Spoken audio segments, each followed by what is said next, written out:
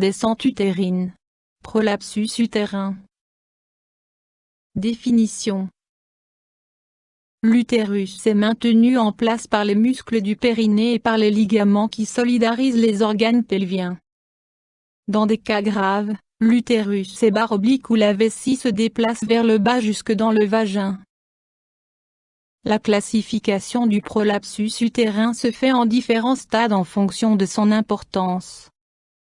Dans certains cas, la descente de l'utérus est si prononcée qu'il apparaît à travers l'orifice vulvaire. Cause. Surcharge des muscles du plancher pelvien. Faiblesse généralisée du tissu conjonctif. Grossesse répétée avec naissance de gros enfants et barre oblique ou traumatisme à la naissance. Facteurs de risque. Surcharge pondérale. Pression élevée chronique dans la cavité abdominale en raison de toux ou de constipation chronique. Troubles, symptômes. Incontinence urinaire, principalement à l'effort. Envie pressante, avec nécessité d'aller uriner très souvent, polachysurie. Infection urinaire à répétition. Douleur dans le dos et le bas-ventre. Sensation de pesanteur dans le bassin. Constipation. Saignement par le vagin. En cas de déplacement de la vessie, un obstacle à l'écoulement d'urine avec stase urinaire rénale peut en résulter. Examen, diagnostic. Anamnèse médicale avec prise en compte des symptômes de la patiente. Examen gynécologique avec spéculum combiné à la palpation de l'abdomen et du bas-ventre. Options thérapeutiques.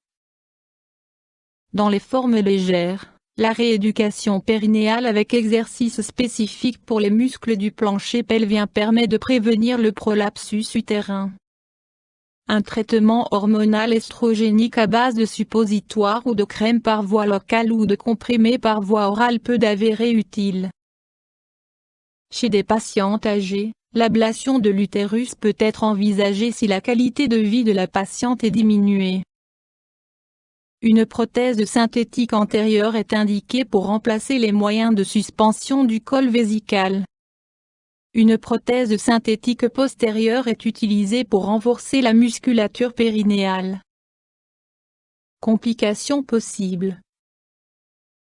Restriction de la qualité de vie en raison des impériosités, besoin impérieux d'uriner, et de l'incontinence urinaire.